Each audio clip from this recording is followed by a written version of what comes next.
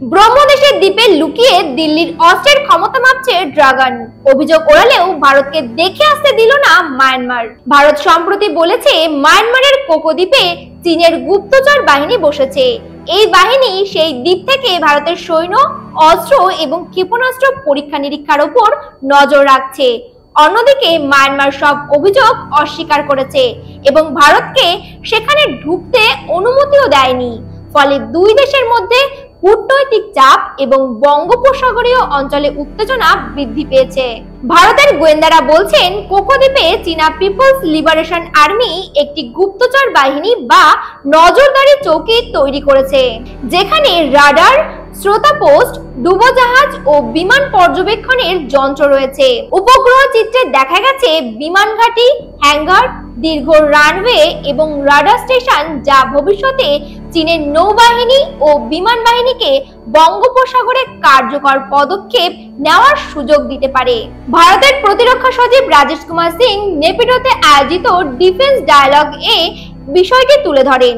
মায়ানমারের সামরিক সরকার এই অভিযোগ অস্বীকার করেছে এবং ভারতকে যাচাই করতে অনুমতি দেয়নি। কোকো দ্বীপ বঙ্গোপসাগরের একটি ছোট দ্বীপ, কিন্তু কৌশলগতভাবে অত্যন্ত গুরুত্বপূর্ণ। এই দ্বীপ থেকে চীন ভারতের সৈন্য, প্রশিক্ষণ, ক্ষেপণাস্ত্র পরীক্ষার তথ্য, ডুবোজাহাজ ও নৌবাহিনীর ক্রিয়াকলাপ পর্যবেক্ষণ করতে পারে। সাবেক বর্মার মুলুকের কোকো দ্বীপের কৌশলগত অবস্থান খুবই গুরুত্বপূর্ণ। সেখান থেকে আন্দামান নিকোবরের দূরত্ব মাত্র 100 কিলোমিটার। এছাড়া সংশ্লিষ্ট দ্বীপটি থেকে কলকাতা 1255 কিলোমিটার, বিশাখাপত্তনম 1300 কিলোমিটার এবং চেন্নাই 4127 কিলোমিটার দূরে অবস্থিত।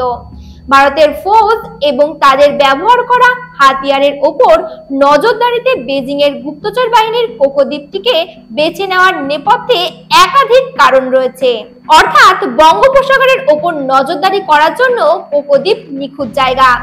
এখন প্রশ্ন হচ্ছে, ভারতের কোন অস্ত্র চীনের নজরে? বিশেষজ্ঞদের মতে চীনের উদ্বেগ মূলত ভারতের দুটি ক্ষেপণাস্ত্রের ওপর। এক, অগ্নি সিরিজ, পাল্লা প্রায় 5000 থেকে 5500 কিমি, আন্তঃমহাদেশীয় ব্যালিস্টিক ক্ষেপণাস্ত্র। 2, K4 সিরিজ, ডুবোজাহাজ থেকে উৎক্ষেপণযোগ্য, পাল্লা 3500 কিমি। উভয়ই পারমাণবিক অস্ত্র বহন করতে সক্ষম। কোকো দ্বীপ থেকে এই দুই ক্ষেপণাস্ত্রের পরীক্ষা তথ্য সংগ্রহ করলে চীনা বাহিনী তাদের ক্ষমতা ও সক্ষমতা বোঝার সুযোগ পাবে। 1990 এর দশক থেকে চীন কোকো দ্বীপে পদচারণা শুরু করেছে। প্রথমে সেখানে রাডার স্টেশন স্থাপনের পরিকল্পনা ছিল, কিন্তু নয়াদিল্লির আপত্তিতে তা স্থগিত হয়।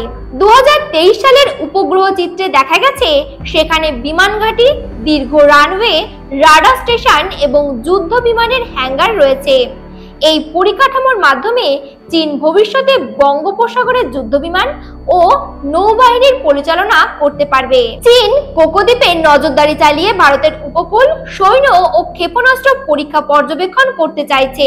এছাড়া তারা চায়না মায়ানমার ইকোনমিক করিডর প্রকল্পের মাধ্যমে ইউনান প্রদেশকে রাইখান রাজ্যের সঙ্গে যুক্ত করতে চাইছে।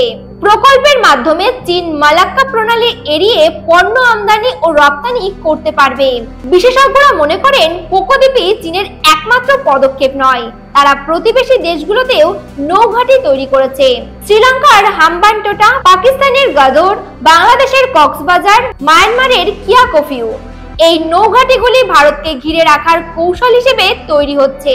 2023 সালের মে মাসে অপারেশন সিঁদুরের সময় ভারতীয় বাহিনী ও তৈরি অস্ত্র কার্যকর ভূমিকা দেখিয়েছে। সেই সময় পাকিস্তানের হাতে থাকা চীনা অস্ত্র কাজ করেনি। এর ফলে ভারতের সামরিক সক্ষমতা ও নজরদারি আরো শক্তিশালী হয়েছে। ভারত উপগ্রহ পর্যবেক্ষণ, নৌবাহিনী উপস্থিতি বৃদ্ধি, কূটনৈতিক চাপ এবং ন্যূনতম ঝুঁকির নিরাপত্তা ব্যবস্থা অব্যাহত রেখেছে। ভারতের জন্য মূল চ্যালেঞ্জ হলো সঠিক কৌশলগত, সামরিক ও কূটনৈতিক পদক্ষেপ গ্রহণ করা, যাতে এই পরিস্থিতি নিয়ন্ত্রণে রাখা যায়। দেখছিলেন HPN নিউজ। নমস্কার।